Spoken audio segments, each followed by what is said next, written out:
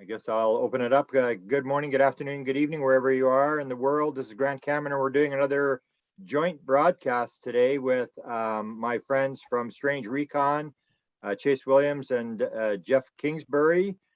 We get into, they're the kind of friends I have that talk about really weird consciousness stuff. And I had one subject I want to bring up today, and it has to do with ghosts and seances and stuff like that. And so I brought in my other friend, Walter Rucker from Florida, who's in his motorhome, and he's an expert at all things seance related, and he likes the bizarre edge of consciousness as well. So I want to welcome everybody, and Desta is here. She usually sits in the background, but she probably knows more than anybody.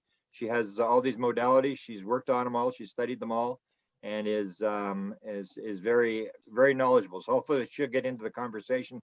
So how you doing, gentlemen, and Desta? How? Good here. Good. Going great. Great. Yep. One guy in a boat, one guy in an RV. I feel like a trend is happening here. Right. Oh yeah, I didn't notice you were in a boat there, Jeff. Yeah, that's cool. And Grant's in the jungle. I'm in Grant's in the jungle. Grant's always in the RV. jungle, metaphorically. There you go. So let me bring up this first subject, and then we'll go from there.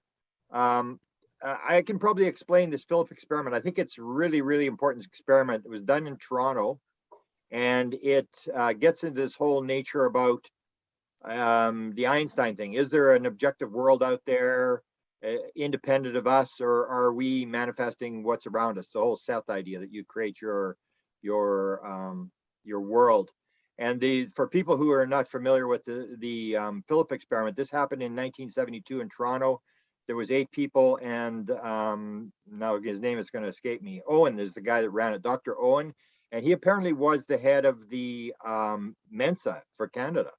And so he set up this experiment where they decided they would create a ghost.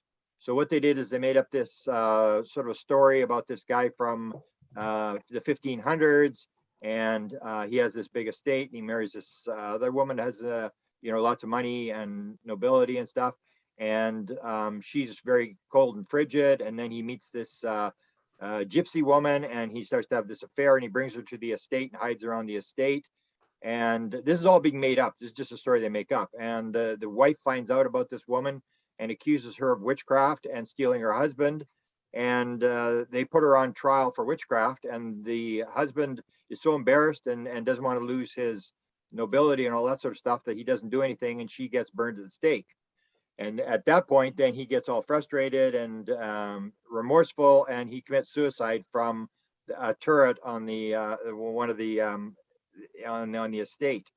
And so they make this story up, and they basically say, can we create this ghost to come across? So they set this whole experiment up, and they start doing meditation. So for a year they do meditation, and they draw this guy's photograph, and they want him to physically materialize, and nothing happens. And at the end of the first year, someone says, well, why don't we do it like a seance, where you get the vibration going, and everybody starts singing crazy songs and dancing and all, just making it like little kids.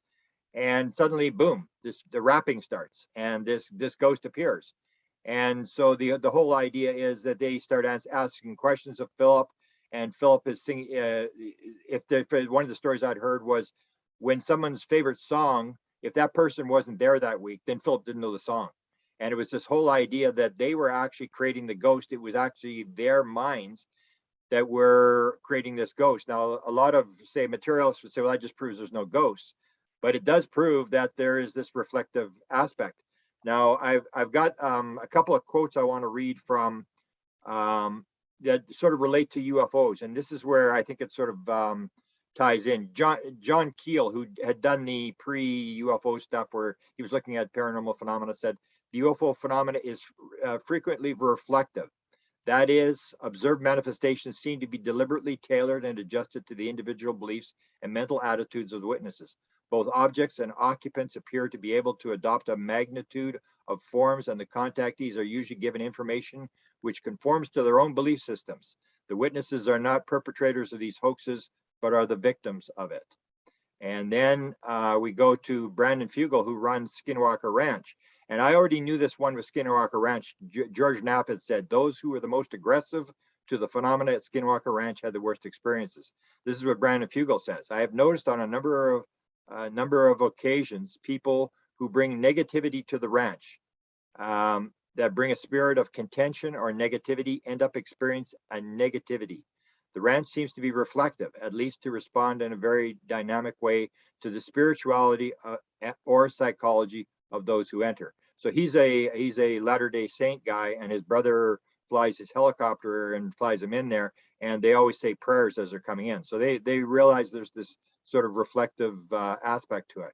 And let me read one more. George Adamski said, there is a continual interblending between the visible and the invisible, the high vibration and the low, but never a break. When we speak of matter, we are speaking of the spiritual in a low state of manifestation. The trouble with the metaphysical setup is that everything in the invisible is labeled spiritual, while the visible is labeled material.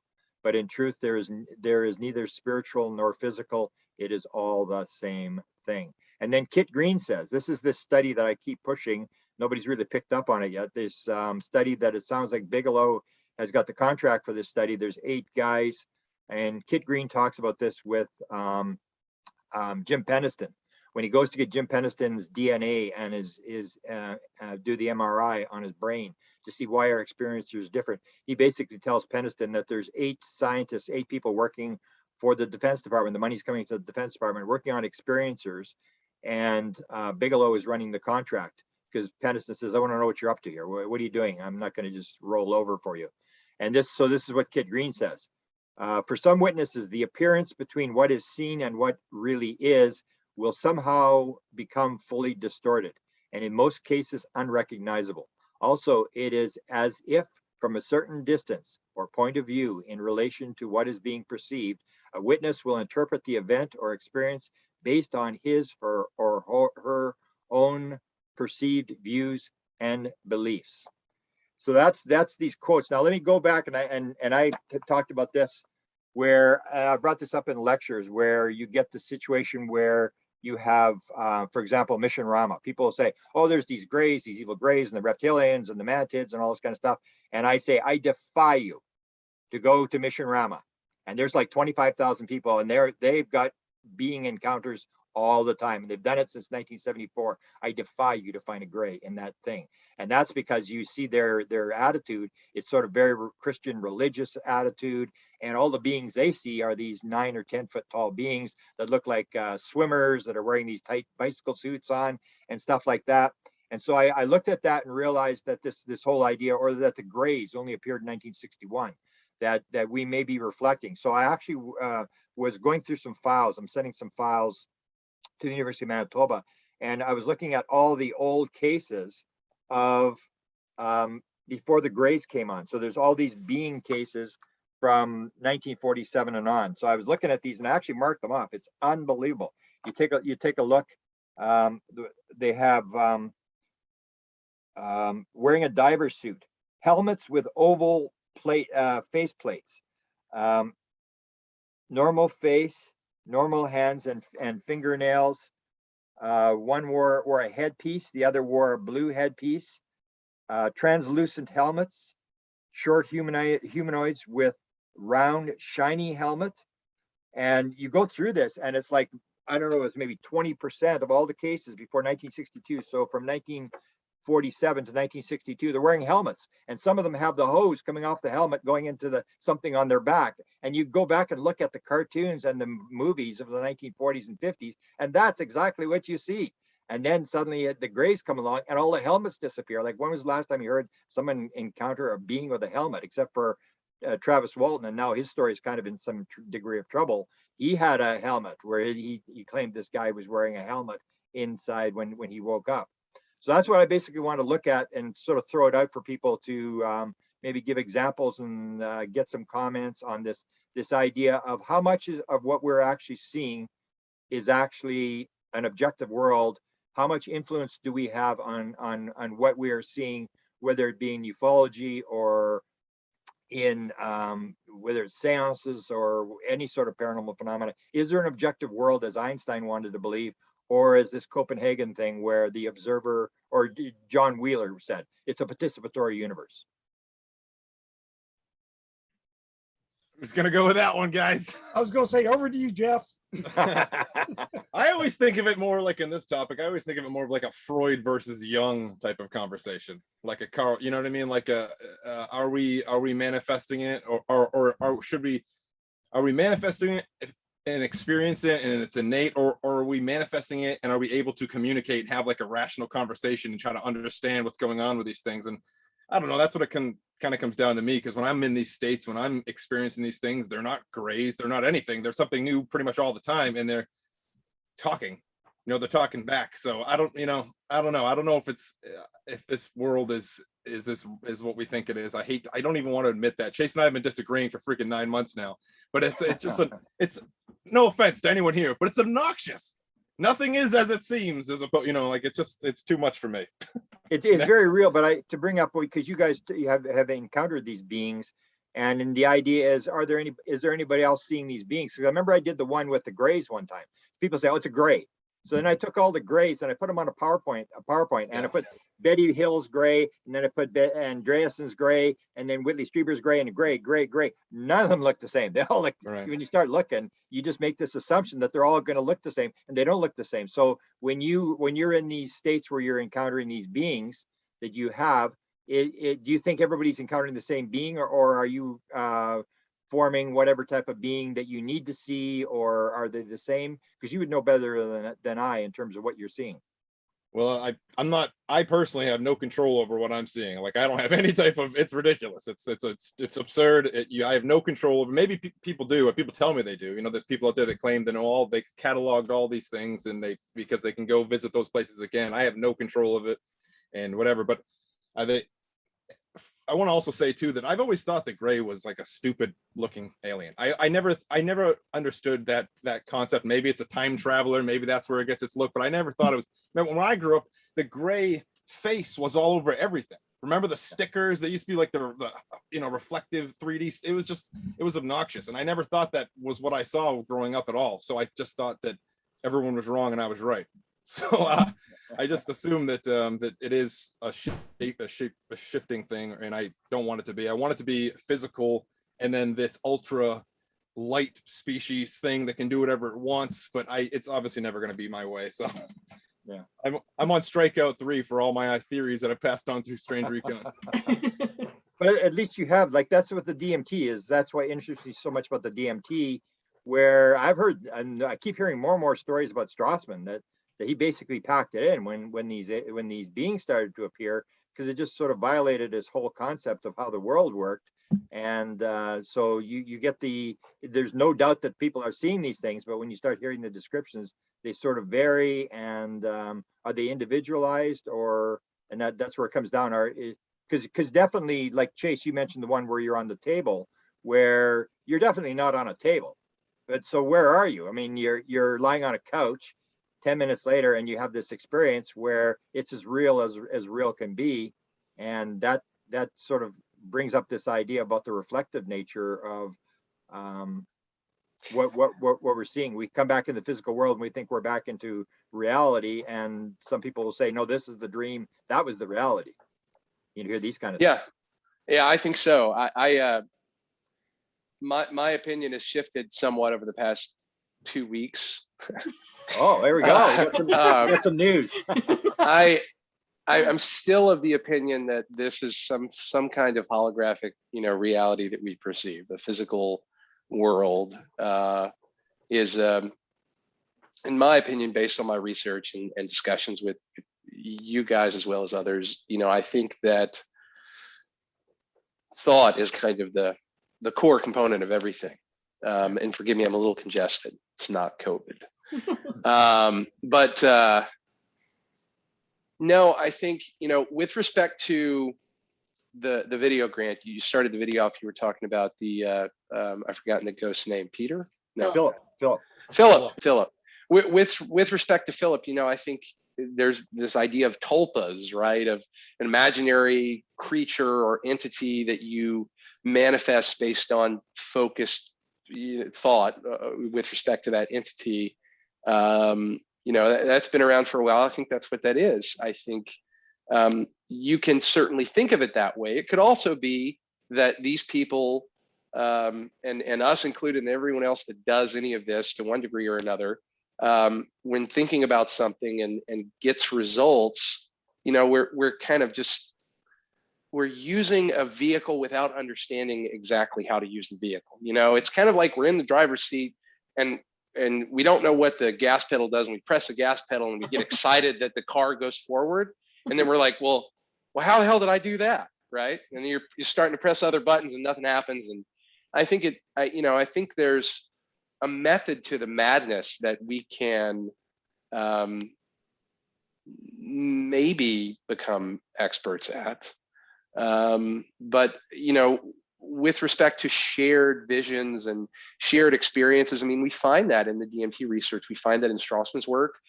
We find that in Galmore's work, and others that have researched DMT and DMT experiences, ayahuasca, LSD, psilocybin. I mean, people do see at least similar beings, and as Jeff said, these things are completely autonomous. So at least in the moment, it doesn't seem like I was the one creating what this entity was saying, or the message that I seemingly received from the entity. And the entities that I saw in that particular experience, Grant, certainly looked nothing like Gray's. Now, I was unable to see their face, even though it was right in front of me. It's like a mental block. But I remember everything down from the neck, the torso, the arms, and they were brown, and they were very, while both legs and arms were symmetrical, the features, it's like there were little bumps and uneven surfaces on the arms and the legs and the torso. So that was unique. I've never heard of anyone else describe that, aside from maybe the Pascagoula incident. But there's even symmetry in the drawings. The illustrations have been done, that Philip had done on his experience there in Pascagoula. So, I'm really not sure. I think that it has to do with interfacing with others' thoughts. I really do. And we get down now to coincidence and the things like deja vu. You buy a new car and you see the car everywhere, or you're listening to a song, and then you go over to a friend's house and they've got the same song on. These are, I think, minor reflections in the hologram on the low end of the spectrum. And the further you go along the spectrum, the bigger these reflections get, up to maybe someone, a housewife in the 50s that has never thought about aliens, is Catholic, a devout Catholic, and she's has no history or interest in any of this stuff, and then all of a sudden, one night she gets visited by an alien in a helmet or whatever, and maybe has to do with accessing these reflections. This is not going to be a popular opinion, but it's not going to be a popular opinion at all. For those that believe that when we die, we go off to this soul group, right? Michael Newton talks about it. Tom Campbell talks about it. Robert Monroe talks about it, and others. I personally, at this point, this is what's changed. I don't think the soul group exists.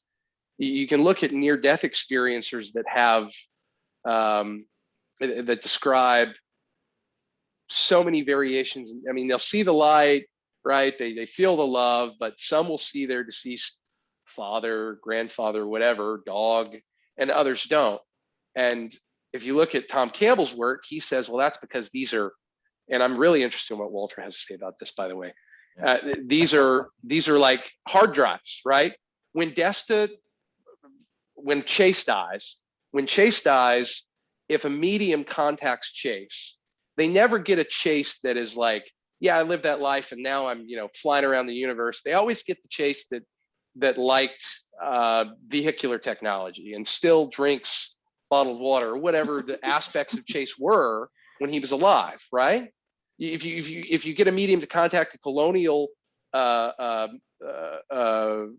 infantry person or something, they're still a colonial infantry person. That even if it's been hundreds of years, that's still Pete, the colonial, right? Yeah. So you have to wonder, that's Tom's explanation. And I think it's the same thing with the soul group. I think body of water, we're droplets from that body, and then the droplets further divide and further divide and further divide. And if you look at some of the case studies of Newton and others, they talk about the division of the soul. I think it's the same thing. When you go to the other side, you can have the soul group experience if that's what makes you comfortable, or you can just completely dissolve into everything. And that's what I've experienced. So I'll put myself on mute. Let me turn it to Walter, but let me bring up one other thing that Walter can sort of go to, and that is this reflective nature as well about after you die. So if you go and you say believe in the spirit, the soul group, you may go that. But I remember a lot of the mediums, Walter can correct me if I'm wrong, they would have this thing where what's the big voice medium guy in England? He was one of the guys where they would talk about, oh, when you die, you die as a kid, you go into the soul group and you grow up in the soul group with your parents. But then you're thinking, well, what about those people? Don't they grow up with their parents? And it's sort of like it's whatever world they want to be in. Or when I talked to Ron Johnson and his mother, he's in the spirit world with his mother, and she's taking him for this tour. And she says, Ron, when you die, you're going to have a room in this building, and it's like a Mormon temple. And you see this whole thing and it's fields. You'll hear a lot of these people. It's beautiful fields and flowers and stuff like that. And again, it starts to look like this reflective thing that maybe your afterlife is whatever you build it. But Walter, you're kind of the expert on this, and I want you to bring up as well. You gave me a quote by Bashar about vibration. So go with Bashar and your interpretation of what goes on with especially with the seances, with the beings that come that are interacted with. Yeah,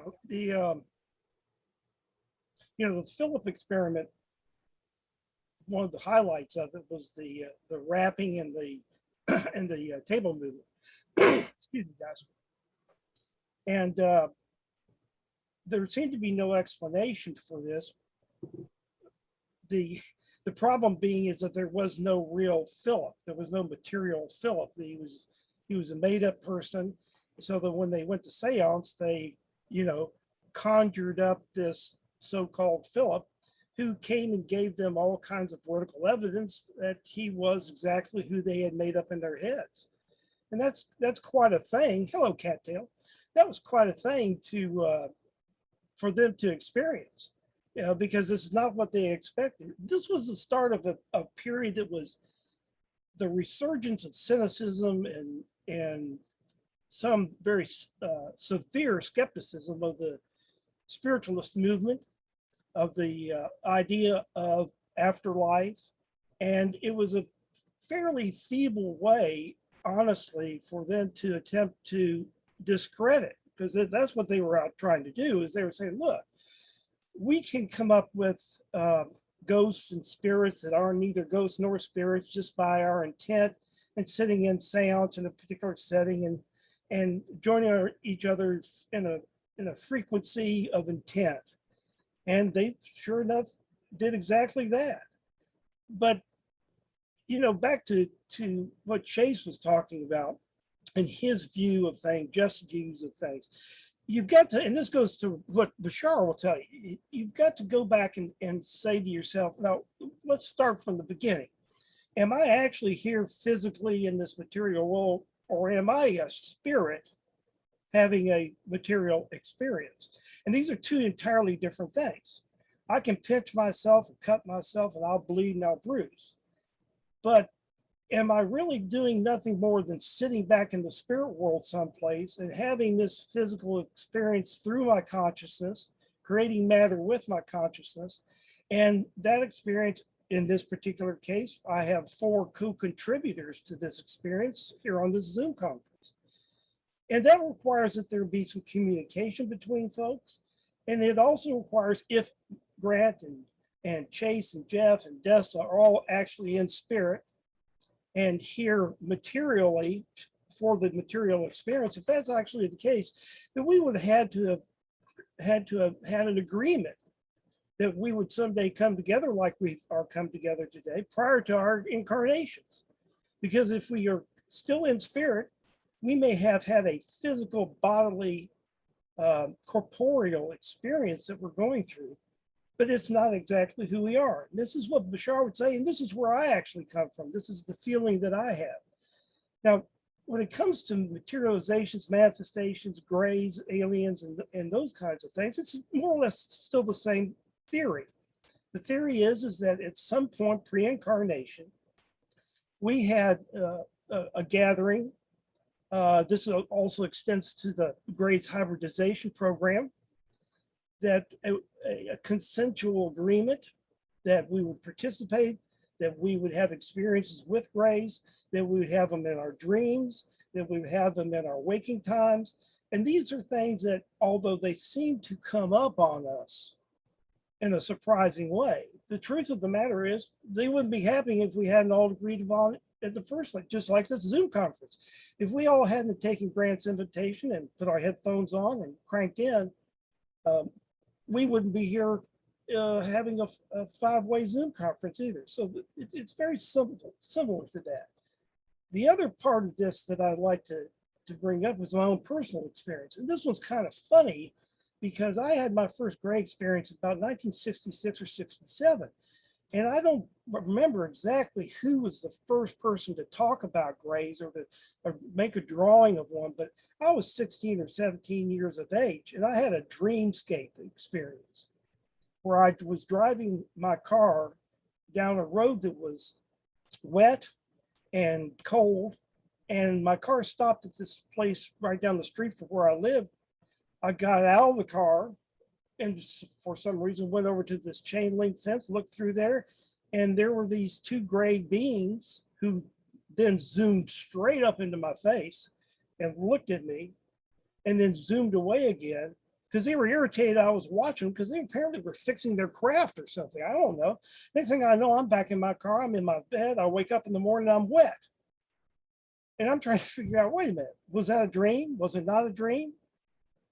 Why am I having an experience in 1967 about Grays when I'd never seen a Gray? I didn't even know what an alien was back then.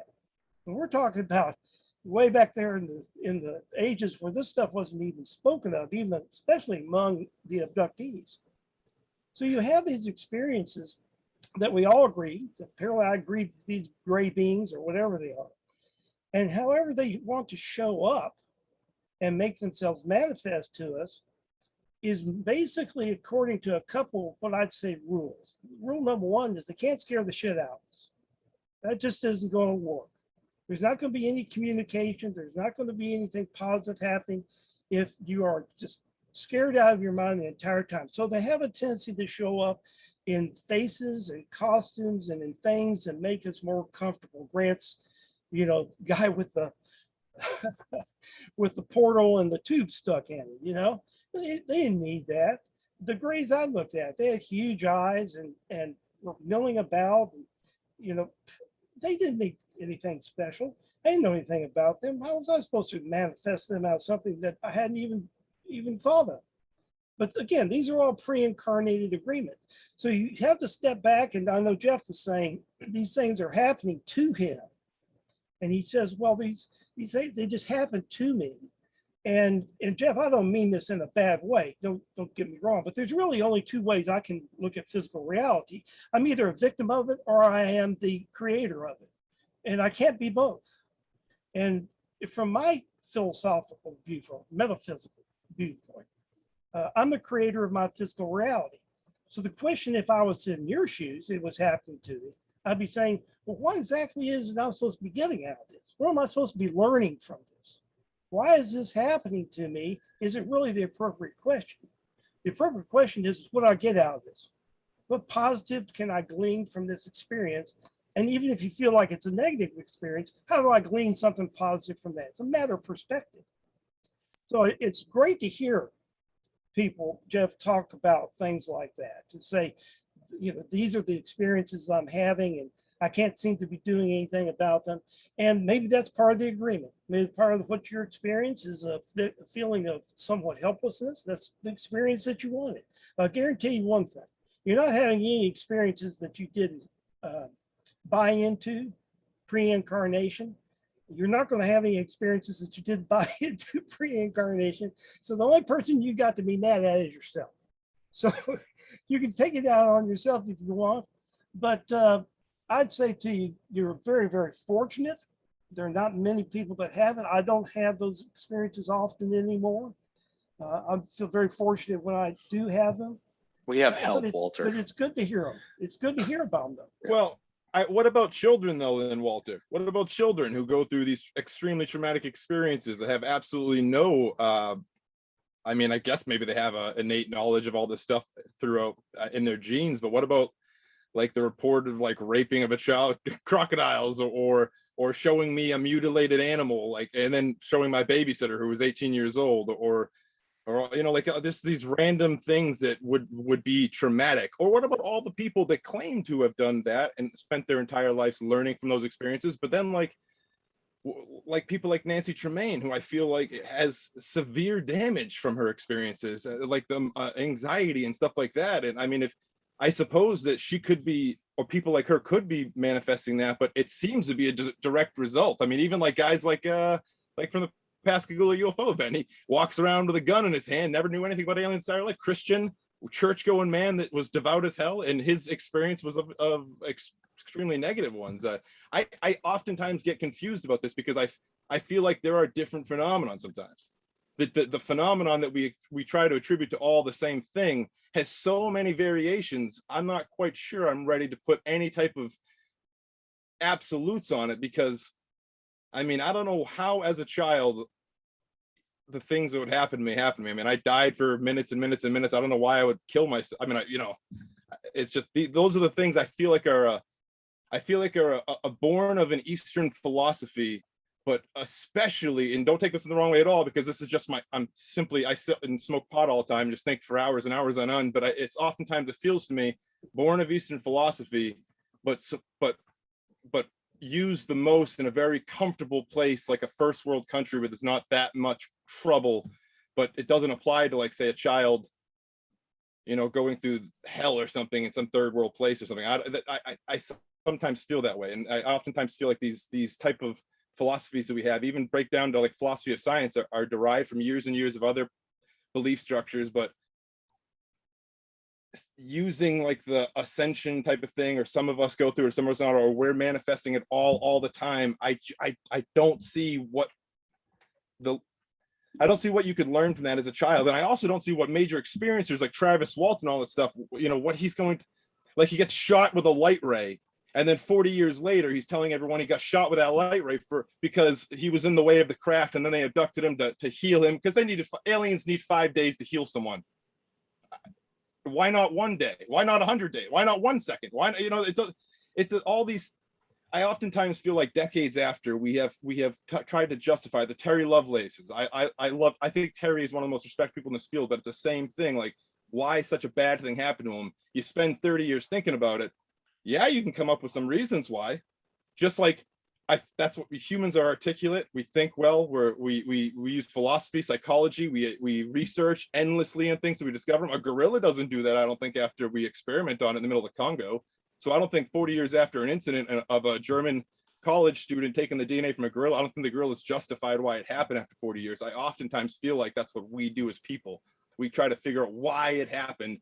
And I'm a good guy, you know, I hang with people, I'm friendly. So I mean, it couldn't have been a negative reason or something, or it couldn't have been, I don't know. I oftentimes get confused about that because I had such varying dark experiences as a child that I was a happy-go-lucky kid, you know. I don't know why any of that, you know, and I had other witnesses. I wasn't like alone in these things where I was just manifesting, telling people, well, you don't believe me.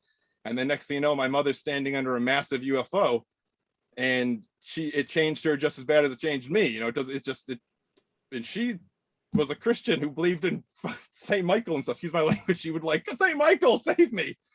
You know, so you know, I don't know. I feel like it's so varying. I'm not sure if I'm gonna put any absolutes on anything yet, because there's so many young children go through things that I don't know how they would have come up with it, or I don't know. Yes, The experts will. Yes, do you want to step in and solve the problem here? Yeah, right. Well, I would just say that I, like Chase, I had an experience a few nights ago that has totally changed everything that I normally think. So now I'll say from the old perspective of what I have thought for the last, decade or something, to answer Jeff's questions or to address Jeff's questions. And then, but again, I think something totally different now. But the new age philosophy or concept behind what Jeff is saying is like, why is there pain and suffering in the world, and how does that translate? Like, how is it fair? How does it translate? So I would say the same thing that Walter said is that is one of the new age theories, is that it's all because it's going to turn out good at some point, right? You have these negative experiences and you see these other people with negative experiences, and eventually it's for them to they decided to give themselves these experiences during this lifetime because that was part of their journey, part of their lesson, because before they came in, like Michael Newton or all these people, Dolores Cannon would say, is that you decided what soul lessons or whatever that you wanted to learn this time. So if it is pain and suffering or loss or love or hatred or whatever the lesson is, you're going to have a pretty rough time. That is what I used to think. Also, they would say the excuse for like really people like starving kids in India or something like that, the excuse would be they learned so much karma. There's supposed to be like a lineup of people outside the earth, right? Beings that want to incarnate and be a human because they want to experience this density, this planet, this experience or whatever. And so they're happy to come in as an autistic kid or someone who's paralyzed or whatever, like some horrible experience, because they just want the experience. So that's the theories, I think, behind the new age kind of people, and I did believe that for most of my actual entire life. And so it's the traumatic events help shape people, and you've asked to have these traumatic events happen so your life goes in a certain direction, because you need to maybe have 20 years of thinking about it every single day to try and figure it out, because that's what you're here for, is to figure out what the lesson is, and that's the whole point of being here. I will say that I don't know that I even believe that just as of a couple of days ago, but I can't even formulate what it is I would believe now, except for the main thing that I just had, my main point of my experience, and this is also probably not a super popular opinion, but I had a crazy night a couple nights ago, and even though I have thought and written about and believed and talked about my whole entire life that this is all about love and oneness, my experience that I just had, what it's all about was not love and oneness. What it's all about is the experience. And so there is no, because I always didn't like, Grant, the thing that me and you used to talk about a long time ago, the thing about Michael Newton and Hitler. And Hitler walked off the stages and died. And he went to his guides or whatever, and they gave him a standing ovation or whatever. And I always hated that, and I always argued about that with you. And but in what my experience that I just had, the whole thing was, and I asked about that. I asked about all these things, and so now I don't even know what my opinion is. But the message of the whole experience was that it doesn't matter how terrible or how great any experience is. Thinking about it the whole time and trying to analyze it is all part of the process, and it's all the experience. And the only thing that source or the creator wants is I am source, I am the creator, this is my reality, I have created this. And every single solitary thing, no matter what it is, no matter how good or how bad, is perfect, not because it's about good and bad.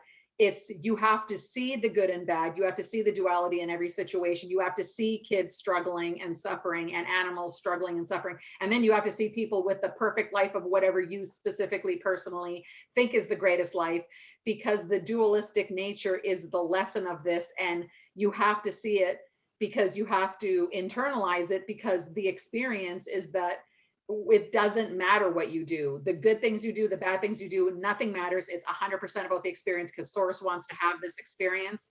every single good thing is 100%, every single bad thing is 100%, because the point is the experience. The point is how you're dealing with the experience. And I was so shocked because when I was outside of everything and I was in this black space before, I saw myself as source creating Desta's reality with macrame, strangely enough, and vibration and strings of different color. It was insane. The crazy thing is I started thinking to myself, okay, so this is me and I'm source and this is my experience or whatever.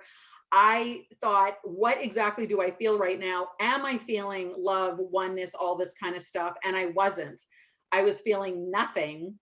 And the point was that as source, that's why I wanted to make Desta have an incarnation, because the whole point is I can't feel anything out there. You feel fine. I didn't feel bad in any way, but I was like, am I actually feeling this bliss, oneness, all this stuff? Because I've had other experiences like this, but this time I wasn't. And it, whatever, me kept saying to myself, it's about the experience, because the experience of this roller coaster of emotions that you have is what source wants to feel. And that's why it's broken off into you to have this reality, because up there or wherever, in this other place, there is nothing. It's stillness and peace. But I was not feeling this overwhelming joy and love and oneness. That's why I wanted to make Desta to have this, because the experience of all these horrible and great emotions on earth is the point. It's the experience and the point of these emotions, because that's a message I got anyways. That was the point of why I wanted to make myself have this experience, is for the top and the bottom of everything, because it's all perfect, because it's the point of this is experiencing the emotions. That's exactly the message that I've gotten before. And I think the answer to Jeff's question is exactly what you just said, Desta. It's that, why is somebody born with only one arm? Well, it's because you can't appreciate having only one arm if you haven't had two, and you can't have black without white. Easy to say with a guy with two arms. That's true. But this goes back to the yin and the yang, the black and white, positive and negative. It's not a complete system unless you have the good with the bad. Otherwise, what is good? What is bad? If all is good, there's no definition of bad. And if all is bad, there's no definition of good. So to complete the hologram, you have to have every experience, and it's every experience. And again, I could be some crazy guy in Texas, and it's probably more probable that I'm that than I know what the hell I'm talking about. But that's the same message I got. Then why can't we just break it down like a fraction and just keep reducing it? Why good and bad? Why this? Why not that? Why we are walking around with our heads so high up in the clouds, it's hard to see 10 feet in front of us when we're in these states, right? I don't know about everyone, of course. I'm just saying myself. I'm trying to ask questions of these things, and it's like you see, what they want you to see, and it makes no sense. Yeah. And it's just, I don't. Grant, go ahead. Yeah, I don't know. And you guys know I haven't been. Yeah.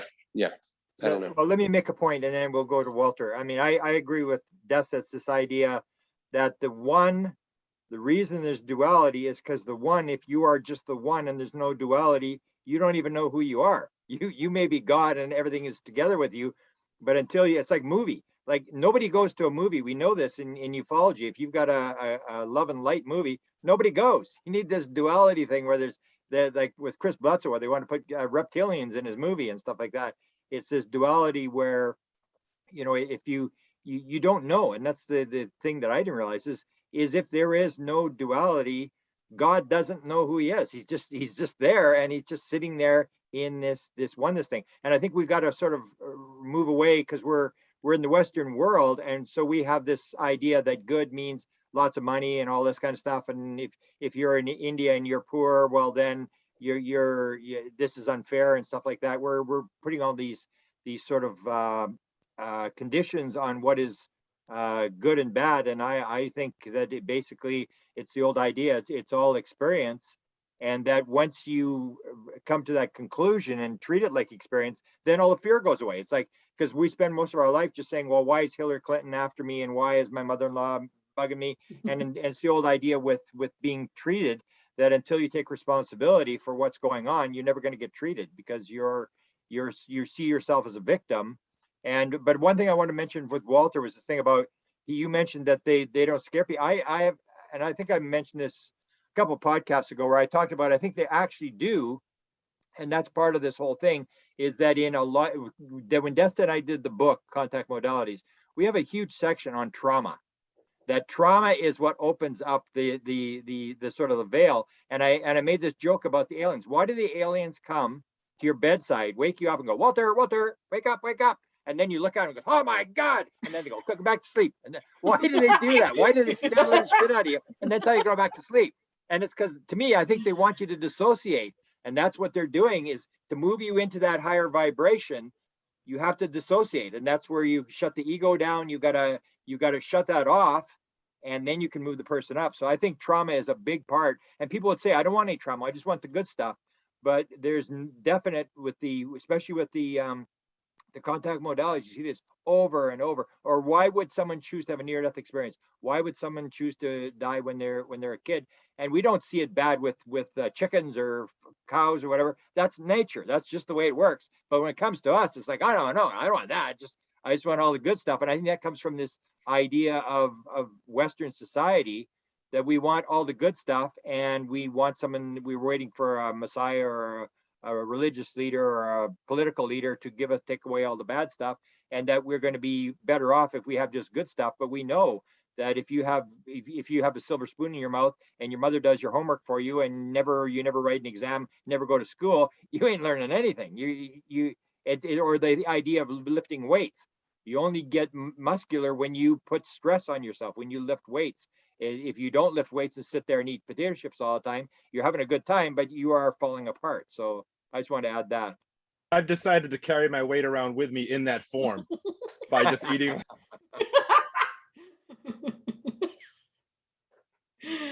Sorry.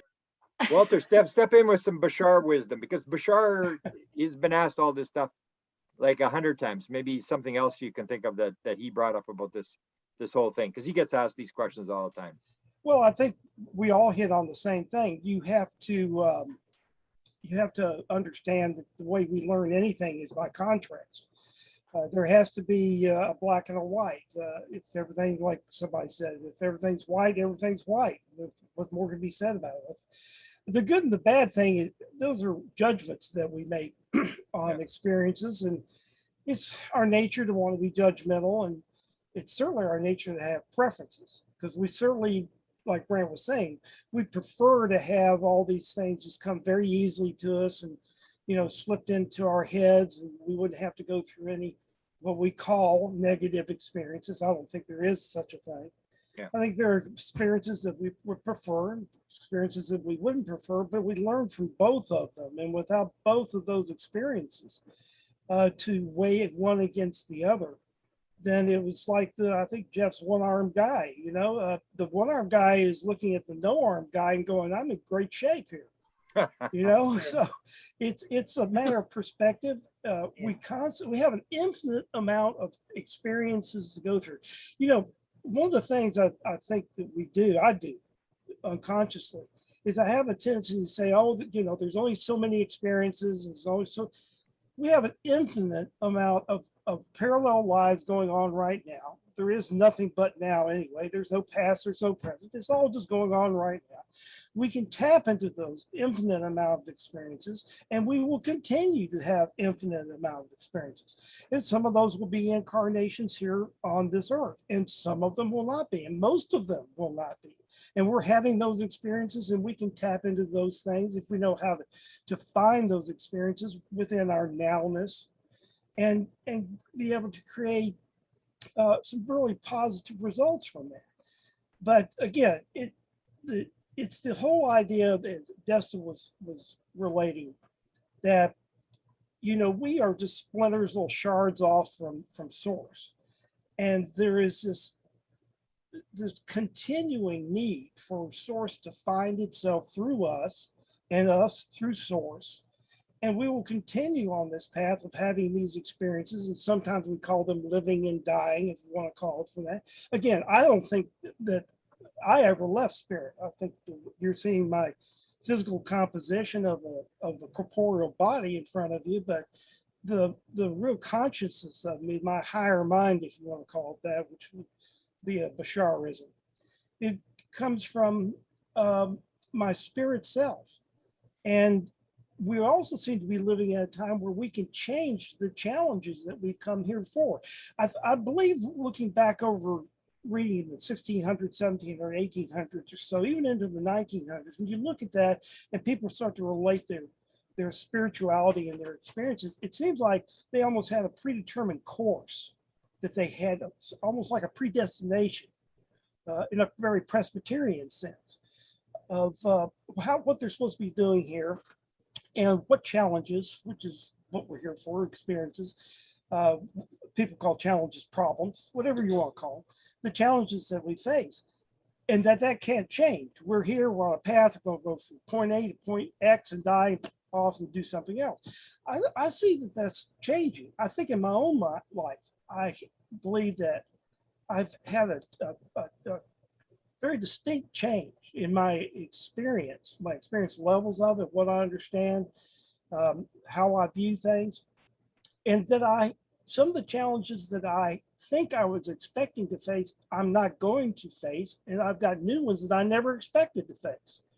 And there's always a bit of knowingness about challenges.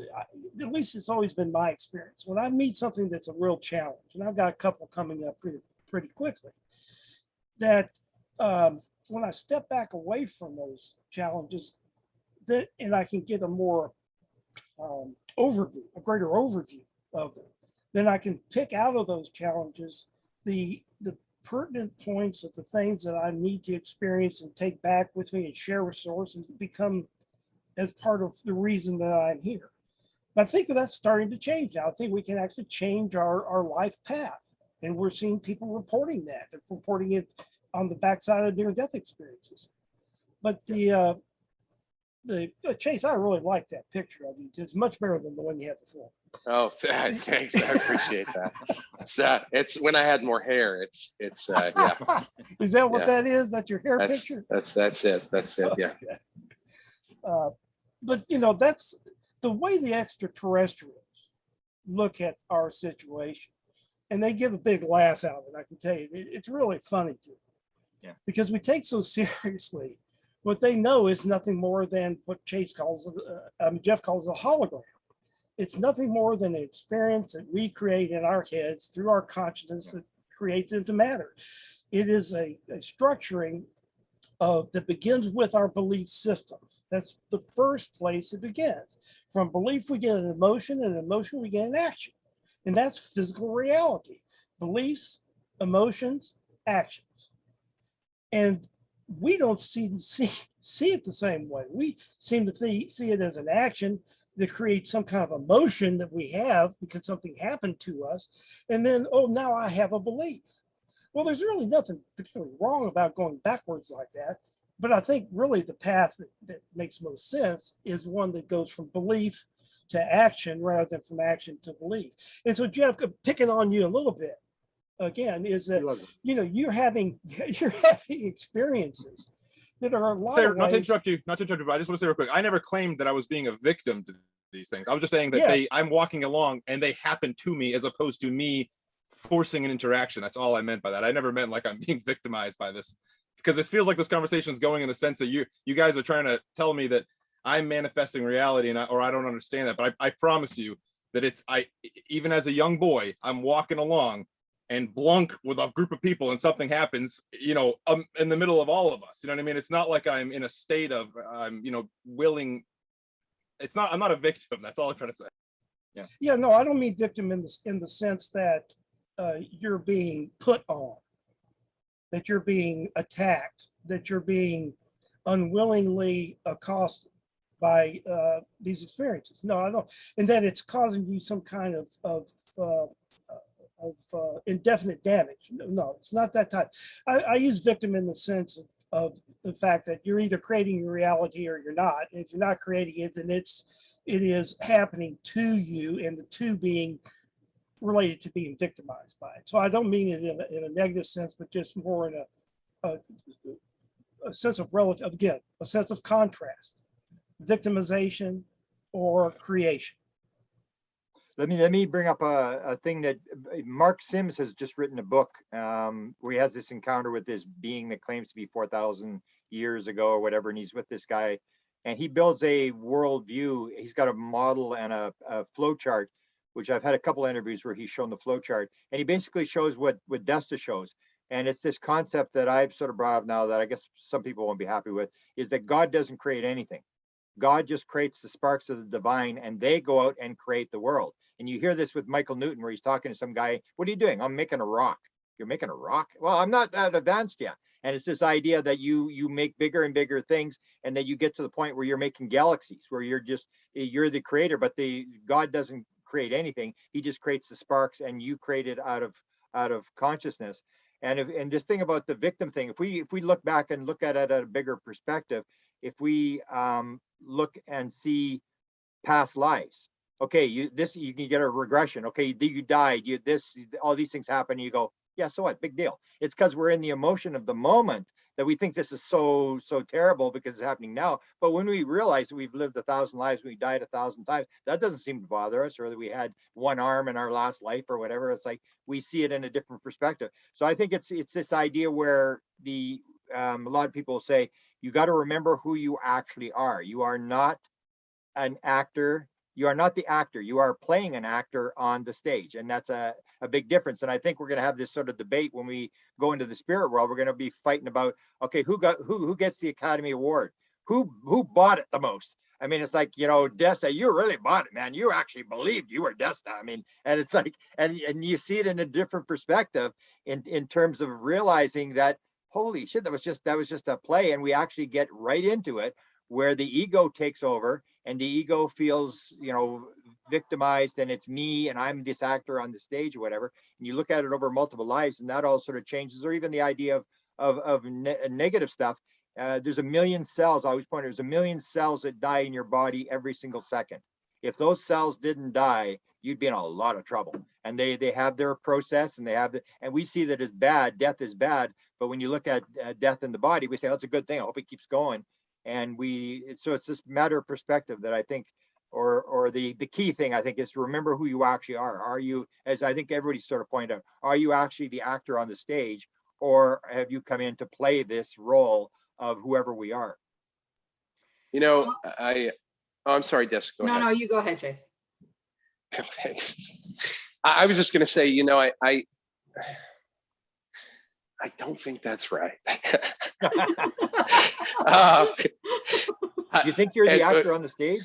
I don't think so. I think, Walter said everything's happening simultaneously, right? And our perception of time in these lives is not actually how time works, right? And we've had experiences, most of us here have had experiences in which we've been in altered states of consciousness, and we've experienced our entire life. We've had the life review, or a part of the life review, or something like a life review, where we've seen, or maybe not even just our lives. I mean, I've had experiences where I've lived as multiple people at almost simultaneously having the same type of experience, and in looking at Dr. Ian Stevenson's work at the University of Virginia and studying past lives in children, there are edge cases in that body of work that show multiple kids living in the same time, having been interviewed at the same time,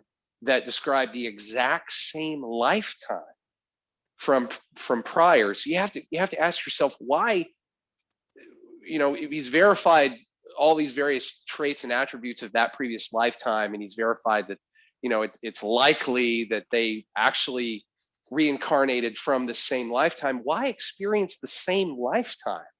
I don't, and this goes back to that discussion about the soul group, and I think that's yet again some kind of illusion that we create. I don't think that that's actually how it works, at least not based off of what I've read and my experiences. I think But we're isn't it all illusion, whether our life is illusion or the space or the soul group's illusion. We're creating all this.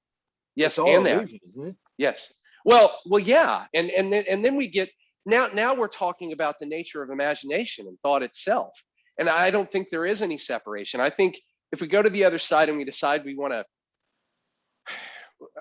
I don't even know if the decision process is the same over there as it is over here, but you know, I think at some point there's this realization that there is no separation, that Des and Chase are the same. It's the same consciousness, Yeah. but being influenced by, you know, certain aspects in this, you call it matrix or an illusion, whatever you want to call it, you know, and so Desta is Desta because of X, Y, and Z, and Chase is Chase because of A, B, and C, or whatever, right? I mean, I just I don't know, guys. You know, there's some interesting stuff there. I really don't think it's that way. And this idea that, you know, Des, you said you had the experience, you get on the other side, and part of the message is nothing really matters, which is really depressing from an egotistical perspective, right?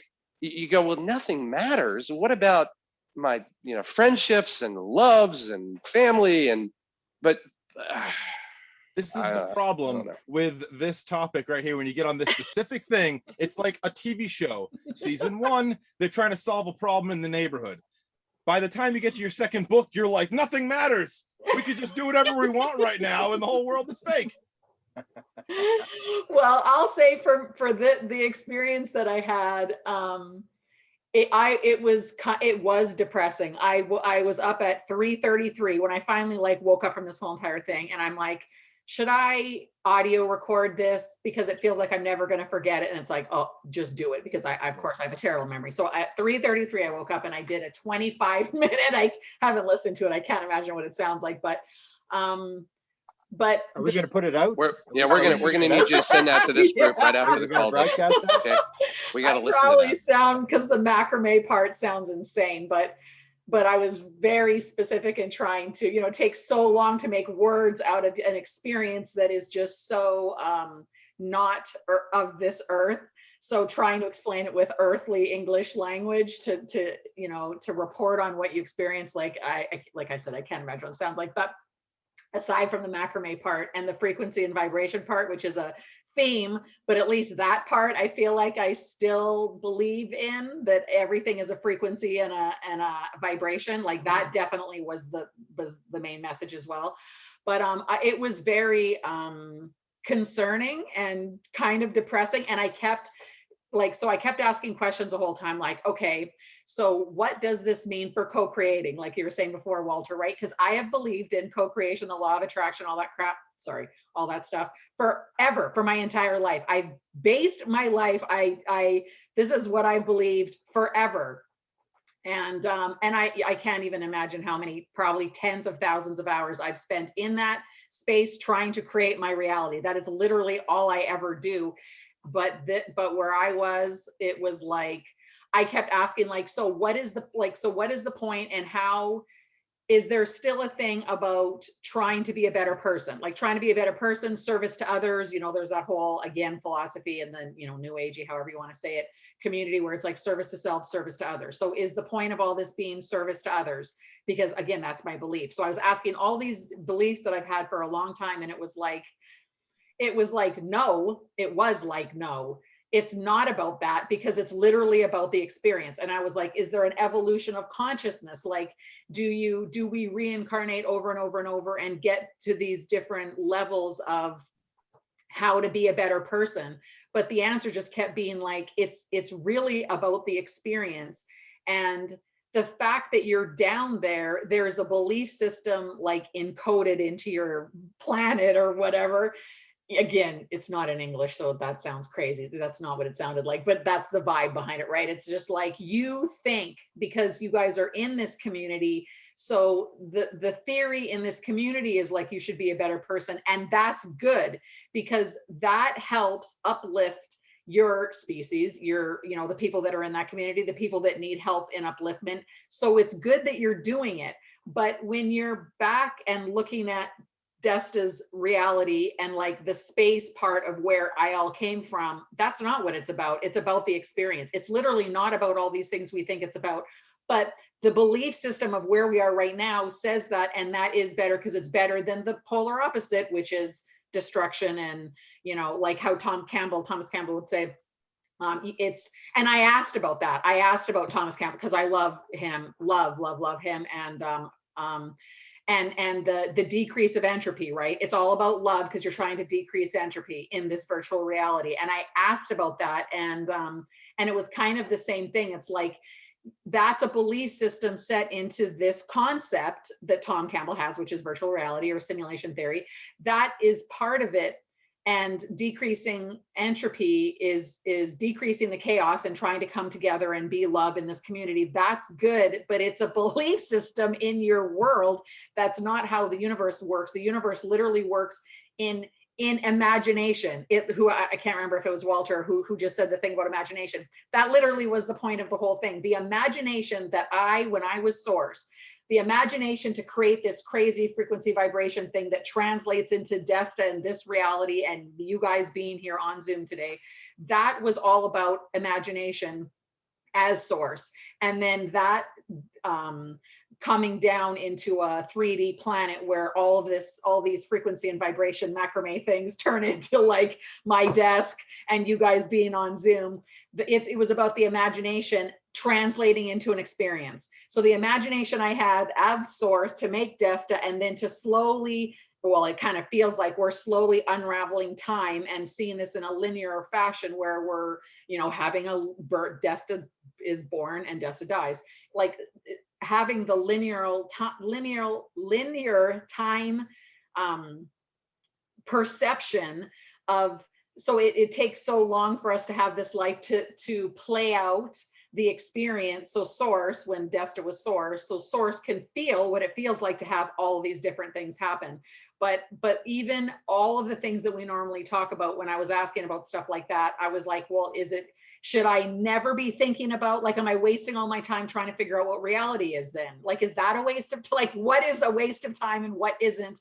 How do you evolve? How do you be a better person? And literally the answer, sorry to take so long, but the answer just kept being over and over again, like, there is no answer. You don't need to try to be a better person. You've already chiseled this pattern of macrame out for yourself, and you're just going to now unravel the experience of what you've decided to have. And everything is perfect, just like they always say, right? And I used to always know that, but I never knew it in this way. It's every bad experience is perfect. Every good experience is perfect.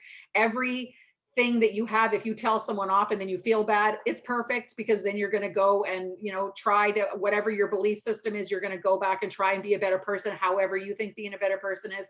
And that's perfect because it's all information, it's all experience, and it's all the imagination of you as Source creating this world before you actually started living in it. And that it's just about the experience and the imagination of how you created everything. Just to point on this, and then I'll turn it over. We actually did, Desta, you know, we did the interview with a woman from Edmonton who was she was doing QHHT like you, and we had the girl who got thrown off the motorcycle 50 years ago, face first into the concrete, lost her face, and then Mark, who's in the float tank, and they all had that experience where everything was perfect. And I remember Mark saying he wouldn't tell anybody, he wouldn't tell his wife, he wouldn't tell anybody, because he said this is absolutely crazy. But it came with this absolute certainty, all the three. And so we had the interview where we interviewed them and said, you know, was that it was what it was? And it was this whole thing that everything is perfect, which makes no sense whatsoever. And so you're describing that. So the big thing that Jeff's got to do is you get all your questions, like I did when I first met Desta. You get all your questions, you give them to Desta. She'll go in the field, she'll ask all your questions, and she'll come back with the answers. Right. Sounds like Desta needs a good ego death, because I don't know. Exactly. She's creating the entire universe. Oh, get over yourself. I'm sorry. I didn't obviously mean it to sound. No, I'm messing around. Obviously, I'm just an idiot. Can we go all the way back before I have to go in a little bit? But can we go all the way back to the beginning real quick, just to talk about something like in your book, guys, you talk about the Fox sisters, or the Fox sisters. Is that essentially the exact same thing? Because wouldn't that logic imply, if you're going to go back to these Philip experiments, that you wouldn't need a table, you wouldn't need any of this goofy stuff for television, and not, all this trickery and all this stuff? Like, that's the exact same phenomenon, right? Connecting with it, or making it up and talking to it, and essentially having it rap on your house floor, or or that. What is the benefit of having a table that swings around the room like you're on a freaking Bronco or something? I would say it's the theory of wow. So if you're like Walter's idea, we're going to come in, because that's when the spiritualism started in 1848. The Fox sisters get together and say, okay, well, we're going to roll this thing out and say, hey, let's have a table. Let's have some knocking. Let's do this, and make up a story and unravel it. Because you'll see all people have different types of things that they use. So it's got nothing to do with the actual table. It's got to do with the theory of wow, that people are making up a story to try to get an idea across. That would be my impression.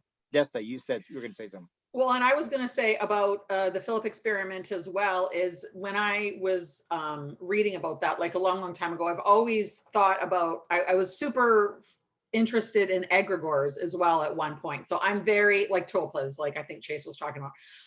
So that's what I always think is it the Philip experiment or the Fox sisters? So is it the creation, or just like the summoners, Grant, that you can explain who those guys, because I just watched those videos. I don't know really anything about them, but that are, trying to summon the UFOs kind of thing, like a C5. Is it the people in the group, because you're, like we were saying before, it's a cohesive group, you're all in the same frequency, vibration, or whatever, and you're all creating this at this one time, creating Philip, creating the ghost, creating the raps that the Fox sisters was hearing?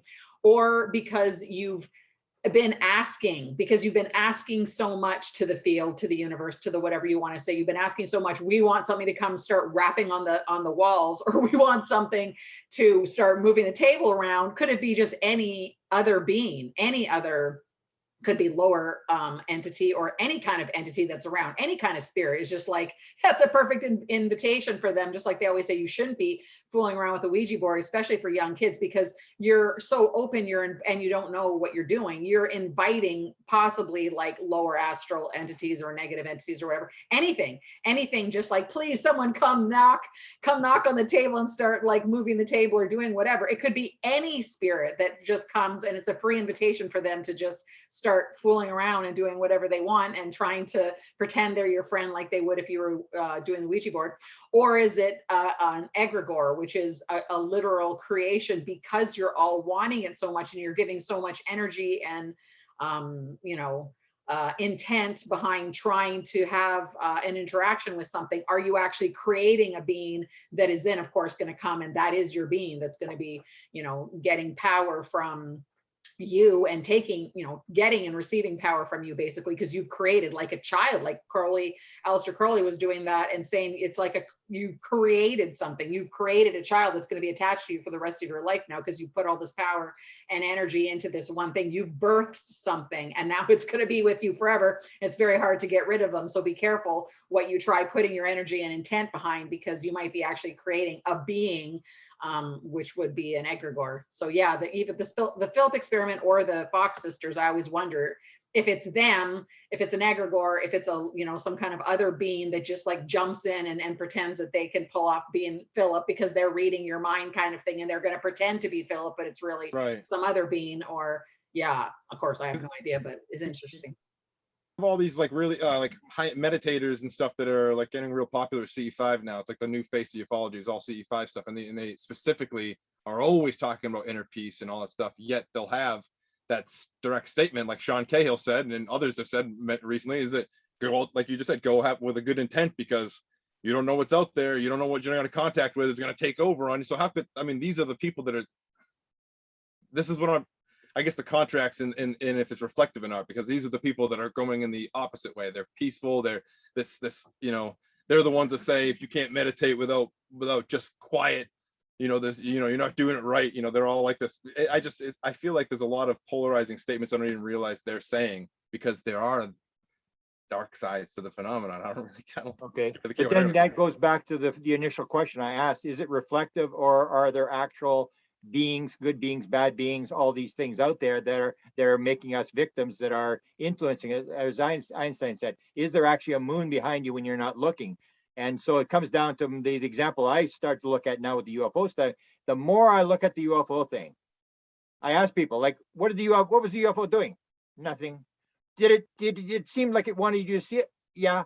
And you start looking at some of the stories, the whole story, and you start looking at, are we part of are we planning this with Bud Hopkins?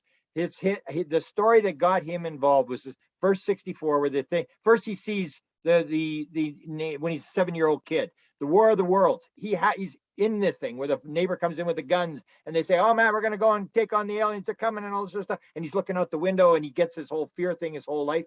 And then he has the sighting where the UFO is sitting on top of the car. He's not doing anything, and with his friends in the middle of the day. And then in 1975, the catch is his guy he buys his scotch from at the corner store says, hey, bud, I had this experience. He said, I saw this UFO, and it came as the one in Close Encounters where it comes behind the car and it goes over the top of the car and it goes and lands, and the aliens get out with shovels and they start digging holes. And Bud says, they got shovels? And so then you start going, is this actually aliens, or are we making a deal where, okay, you play the alien and I'll play Bud Hopkins and you come in and we'll do this thing because we're going to raise consciousness and we're going to have this little game like Desta's got her macrame stuff. And that's when this whole thing, is there a separation, or are we part of what is happening around us? Because the more I look at the UFO thing, the more I don't think it's ET, the more I think it's some sort of thing that's a manifestation, because a lot of it just doesn't make any sense when you start looking at what they're doing, and the types of ships and coming in with helmets and stuff like that. You start to wonder, is this actually ET, or is this something way more complex, which you would look at when we look at what we're talking about today, that the world looks like it's like 1,000 times more complex than we think it is, that we think we understand what's going on, and we have belief systems. So we sort of build these belief systems that make us feel good, that make us sort of understand what's going on, when in fact, what they told me is you have not got a clue what's going on. That's what they told me, clearly. I want to hear from Walter still about what we were talking about a couple of minutes ago, but if I could just join with that thought, Grant, is the same thing we were talking about on our last talk that we had about the Bashar quote, where when he was asked about this, people asked them if this, I hate to say the whole story again, but I mean, this Melchizedek order, like one of the questions was, is this, we think we're communicating with this Melchizedek order. Can you tell us, is it true? Like, are we actually in communication with this group of beings that is the Melchizedek order? And he basically said, like, in some senses it's true, because this group of beings that you think you're in contact with kind of like looked into you, read your minds, realized what you meant by Melchizedek order, and there is no such thing as that, because you humans just make up words for everything, and from where we are, that's not even a thing. But this group of beings read what you meant, your intention behind what you asked, and they're kind of similar to the vibration of what you thought the vibration of the Melchizedek order was. So the short answer was, yeah, that's what we are. But it's kind of a lie, because that people see things in a perception that we don't see things in, and so we're trying to have some kind of communication with you. So we basically just said that. So, oh no, I knew I was going to forget where I was going with that, but well, let me jump in and add to that. That's this concept that we are part of what we're manifesting. It's like you and I were talking about this thing with the Canadians, and we're channeling this AFA. And AFA was channeled by the Navy intelligence. It was also channeled at the CIA in 1959. It's a story that they actually described exactly what happened there. And he said he was from Saturn, and that there's 750 million people on, not Saturn, Uranus. And there's 750 million people on Uranus. I remember the guy from the Canadian government, there's an experience. So he said, yes, there's an experience. Yes, we were talking to somebody. But let me assure you, Grant, he said, let me absolutely assure you that Wilbur Smith and I, at no time did we believe this guy was from Saturn. and Yeah. Barbara Streisand's stepson, remember he told us that? He said, when they come into the world, they told him, we go into your head and we figure out what's in your head, and that's what we build your experience or your lesson on. We have no other choice. They can't talk like massive advanced quantum physics, or like Jacques Vallée said when they had in the middle century, he had the one case where the beings, they were interacting with these beings flying around, and they said, we come from, we live above the clouds. And then it was like Mars and Venus. And then it was suddenly, it was Alpha Centauri and all these things. And now it's 5th dimension, 11th dimension. And they have to, because we're part of the system, and they have to deal with this at our level. They can't talk at whatever level, because you would have no clue what they're talking about. And that's when you're in this trance-like state that we have all been in. Okay, so let me just talk for myself. So I mean, when I'm doing that and you actually get a good perspective of how crazy and what an illusion every single solitary thing that we do in waking reality is such an insane illusion, is the only way that we can actually see that we're so wrong. We're so wrong in how everything is working, all the belief systems, all physics, gravity, the earth being round maybe, but I mean, like, every single thing that we do on this plane is such an illusion. You can kind of get the understanding to what they're saying is that you people are so far away from understanding what the greater actual, like, real reality is. It's impossible to communicate with you unless we just kind of get the vibe, the vibe. I always just say the vibe, it's like we get your vibe, and the vibe back is like, yeah, sure, we're the Melchizedek order or whatever, but it's like, that is not even. And every time I ask something, it's like, it's not even close, not even remotely close to what you think it is. But some of these states you can get, and you can kind of go, holy shit, I can't even put it into words what I'm experiencing. And it is certainly nothing like there's a physical body called Desta, and you have to go in your car and eat food every day and stuff like that. It's just so crazy and hilarious what we think, but it's all of our beliefs at the same time, thinking that this is how it works here, which is what makes it work here, because we're entrained in the thought pattern that's maybe, embedded in the earth or something. And so we think, okay, I'm a person, I have 2 arms, I have to brush my teeth every day and go pay the bills. And it's just hilarious when you're on the outside of it, that it's so crazy. That the real reality has nothing to do with all this crazy matter and going to work and stuff like that. I'll add one more thing, and then I'm going to cut out because I got to go pretty soon too. But I just was listening to, I can't remember the guy's name, but he took over the transcendental meditation movement in the world. He's the top guy. I was listening to his, and he talked about this thing about perspective, which is this whole idea, like we think, oh, they're lying. Whoever we're talking to, they're lying, they're deceiving us or whatever. And he said it's all a matter of perspective. In 1492, the world was flat. The bigger your perspective, the more you see, the more you add, the different perspective changes. And we always think we have the ultimate perspective. But it was true that the world was flat in 1492. And the more your perspective moves out, the more it changes and your belief system changes. Whereas we want an established belief, we want the answer right now, almost like capitalist spiritualism, where we want it all figured out right now and we want it yesterday. Walter, you're quiet. Yeah, that's fine. I'll take it all right now, and I wanted it yesterday. But then you got nothing left to do. But that's the point. And there never will be, we know it all. There never will be an encompassing of everything. There's an infinite amount of knowledge to be had out there.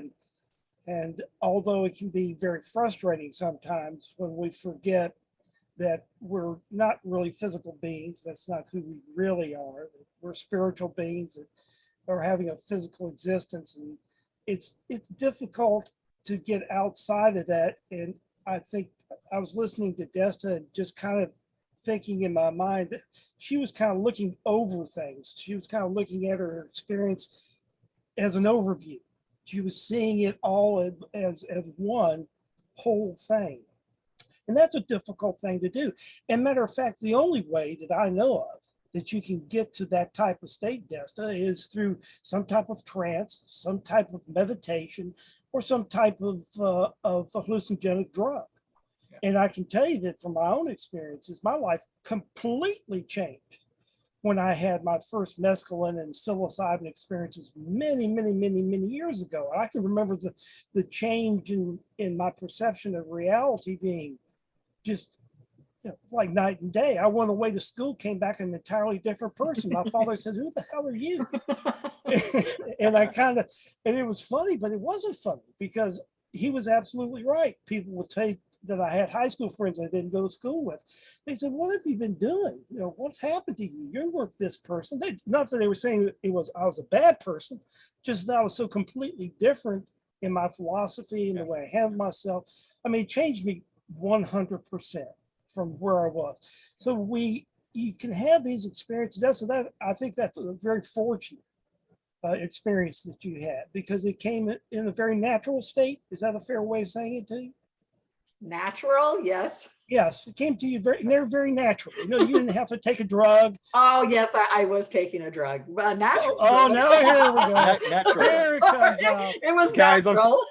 Sorry to be a party pooper here, but I have to go right now. I apologize. I have to skip out of here. I'm sorry. Fine. The ship is sailing. All right. Yeah, essentially. The wind's turning, and Send your questions to Desta. No, Jeff. it sounds like everyone's describing the same thing here. My final comments would be, you guys sound like you're describing like bio-quantum transistor, where we're only here for a certain amount of time, and like we're here to move data, and then we burn out, and then I don't know. That's what it sounds like everyone's trying to articulate in some sort of way, or not. Is that kind of right? I wrote that down whenever I was talking.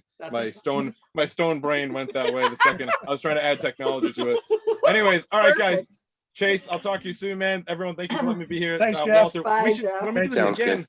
when we do this again, we should just talk about a lot about psychedelics with Walter. I didn't even, we should get into the psychedelics thing, because we have a lot of stuff to talk about there. Okay, that's the next session. You can lead it. You'll lead it. Yeah, no, Jeff, that'd be great. We'd enjoy doing that. And one of the reasons is because even though the psychedelics are the same, they're not. The experiences that I was having 40 years ago are not the experiences that I would be having today, or that Grant has had more recently. Yeah. And I listen to these. I'm not a drug taker anymore, well, at least not that one. And but I listen to a lot of experiences, and people are having much different, much more full and much more meaningful experiences than I had. There's a lot of reasons for that. We'll go into it. I'd love to have that conversation with you. Let me Get ask one on question get before on I- Jeff's boat, Walter. We'll change that real fast. As long as We'll have it's a get not Cedar together. Key. A get together in the trailer. Yeah. All right, guys. Or on the boat. Range Recon, White House Bye, UFO. Check Jeff. it out, everyone. Take it easy. See you, Thank you for having me. Beautiful. See you Thank you, guys. Thanks, Jeff.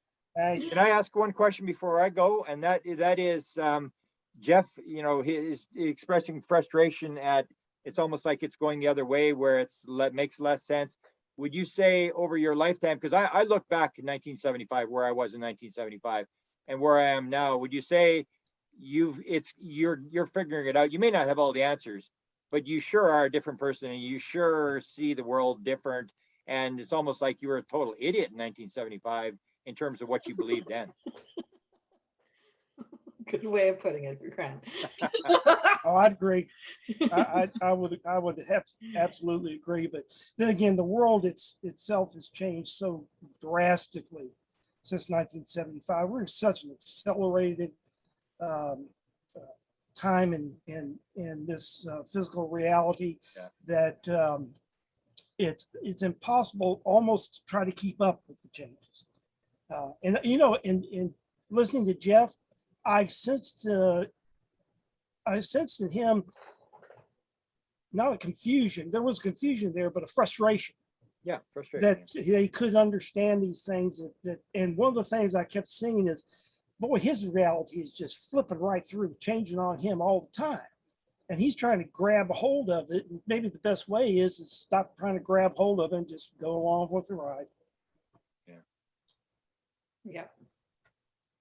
I had another question. What was it? Well, I still wanted to hear from Walter about the when Jeff was asking the question about the Fox sisters and the rapping, or like the raps, or the Philip experiment. What do you think was who do you think the response was coming from? The rappings or the Philip experiment? Same thing, rappings, I guess. Yeah. The table moving. I'll tell you something interesting about that. And Grant and I were going to attend pre-COVID a seance, and one of the physical mediums is Kai Mugi.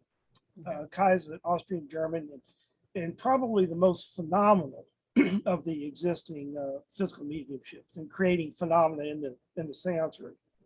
He also does a table tipping thing. He doesn't even call it a seance. He just calls it an experiment. And I asked him one time, after one of the table tipping experiences where I had where the table moves and nobody's barely touching it and whatnot. I said, Kyle, where is this coming from? Because if it's coming from spirit, disembodied, it discarnates. People that have died, that are existing in a slightly higher vibrational plane and are able to, lower their vibration enough to interact with us. Is it coming from spirit, or is it because typically in the seance room, things move around by the use of ectoplasmic pods? They're things that come out of the medium that are long and stringy and wrap around like trumpets and Tahitian bells and all kinds of different things and move them around the room by these ectoplasmic pods. Yet in the table tipping, you see none of that. There's no way there could be any ectoplasmic involvement. So what's it doing? And here's a guy who's been doing table tipping stuff, Zesta, for 25 years now, I guess. And he goes, I have no idea. And that's what I did. I just laughed. I thought, well, good. I'm as dumbfounded as he is. He said, I have no idea what's doing this. I don't know if it's spirit in some spirit form. I don't know if it's a combination. He said, it seems to be a collective of the intent, though. In other words, people don't go to the table tipping seance necessarily put their hands up on a table and go, this thing's not going to move. They go there with the idea that this thing's going to move and they're going to have that experience. So there's a certain amount of energy that's collected there. There's a certain amount of input. Spirit has something to do with it, but honestly, we don't know. And if you go back to the Fox sisters and you follow physical mediumship from the Fox sisters on, it's full of these I don't knows. And I'm in 100% in Grant's camp with the theory of wow on this. I think some things are just there so we can just go, wow. Makes it interesting. It makes it interesting, gives you something to think about. It gives a new perspective on things. Does it give you an answer? Yeah, but it does give you the answer in terms of the fact that we have anomalies, which means we don't have it all figured out. It's not like, Max Planck in 1874 when Joly, his advisor at university, says, stay out of physics. We've got all the laws of physics. We got all figured out. There's nothing to learn. Don't go in there. But when you're talking about this thing about Kai not knowing about the table, that I always play this tape with George Finn, who's this autistic guy or this savant guy who's the calendar calculator. And he said, George, what's 2 times 3? And he goes, would that be 7? And he goes, no, that's not 7. You got $10 and you buy a $3 shirt. How much money you got left? And he goes, I don't know. And then they ask him all these questions. What's the 3rd Wednesday of March in the year 1? And, all these different, years, 93,300. And within seconds, he says, whatever it is. And then he says, well, how do you do that? And he goes, that's pretty good, isn't it? I can do that. That's pretty good. Don't you think that's pretty good? He has no clue what's going on. He waits for it to pop in his head. And that, I think that's the biggest thing that I think I've learned from all this is that the world is a much different place than we think it is. It is much more complex. And to me, that's where I see it's like it's this exciting Super Bowl thing where, you pick up this, you pick up that, you meet the people who are doing this kind of stuff. And you learn that you may not figure it out, but it's a Super Bowl, and a lot of this is just wow stuff where we may actually be agreeing with the table tipping or with the other side where the aliens. You always hear the people with the aliens where they say I'm their family, I belong to them. That's my family up there, and it's this connection where we make these pre-soul agreements to come in, and you play the alien, and next time I'll play the alien. And we're going to do this, we're going to do that. And it's this, almost like Shakespeare said, all the world's a stage, all the men and women are but actors. They have their entrance and exits, and each man plays many roles. So I think I think we're honored to be in this thing. I mean, you can see some of the negative stuff, but in terms of living the life we've lived and the stuff we've seen, and most people are just living, as I say, lives of quiet desperation, just, going from day to day, paying their bills, and they have no clue what's going on. Well, one of the reasons, Grant, I believe that we've swelled to almost 8 billion people on the planet, or some humongous, unknowable number of people, is because there are just all kinds of beings, not just people that have died that wish to reincarnate, using that term very loosely. Yeah. But there are extraterrestrial beings that want to possess and are possessing to have a material experience, that are possessing human bodies. So, you know, this is one of the reasons why they're so concerned about what we do here. You know, the whole extraterrestrial nuclear thing that you've been talking about, Grant, recently, is that they want to make sure that we're allowed our free will, but at some point they put the brakes on what we can do. They will not allow a total global nuclear war. They're not going to allow this disintegration of this planet. Now, if we want to bomb out France, or if we want to, you know, drop a nuke on Mexico City, they're fine with that. They can recover the planet from that. But they're very concerned not only about our own welfare, but they're concerned about the planet more than they are even us, because they want to have the opportunity to have these material incarnations that we are having, and they are having those. But if there's no Earth, there's no way of doing it on this dimension. Okay, you guys keep talking. I got to run, but well, why don't we just, Chase, do you have anything to close out, and we can we'll carry on next time? No, not really. Just a thought. You know, Grant, you asked, you know, whether or not it's a reflection, and I personally, you know, am in the camp now that that all is reflection. That the C5 experience, human-initiated contact events, are actually us. That sounds really egotistical too, but I think that's what's going on. I think a lot of these events, you know, where if we walk into a house, we buy a house, we're renting a house, and we think it's haunted, it's going to be haunted, you know. So, you know, Desta, you asked earlier about manifestation and you know, the law of attraction, and I think all of those things are very real. And I've been experimenting with that very recently, and have had some results, but you know, I can't present the results because all the results can just as easily, you know, people can say, well, that's coincidence, and you go, well, yeah, but you know, so you know, actually, we just got back from Florida. We went on vacation. We took all the kids. We've been back for about a week, but we went, and we came back, and on the way there, we had a blowout in the Audi. We have an Audi Q7. That's Shari's car. And the Audi doesn't have a spare tire, and we're in the middle of nowhere, Louisiana. And so I get on the phone with Geico and say, hey, I'm on the highway somewhere. There are no mile markers around. You know, send somebody and just go up and down the highway and see us. So I get out of the car after I've already assessed the damage. I get out of the car and I'm standing outside of the car and looking at the tire. And I think, you know what? I'm not going to worry about this. This is, I'm not going to let this bother me. This is what it is. And immediately, flatbed truck pulls up. It's not from Geico. Guys just driving down the highway, says, hey, you guys need a hand? There's a shop down there. Let's call the shop. I said, well, you know, let's call the shop, make sure they have the tire. And they have the tire, you know, but it's things like that. God, there's so many other examples, but you know, I don't think manifestation is. I believe that's something that we're capable of doing, interacting with the field, you know, and we see that in the double slit experiment, right? Just pulled in consciousness into modern physics. We see that in other bodies of work as well. You know, Grant, you made the comment earlier about, you know, if you're not looking at the moon, does the moon exist? I don't think so. I don't think it's there right now. But again, who the hell am I? You know, so. No, it's been a great conversation, guys. I'm more confused than I ever was, which is normal. So I'll look forward to the next conversation. Truly, really enjoy everybody's company. Really enjoyed the talk. Same here, and Chase, all that confusion means you're moving along your path just perfect. I guess so.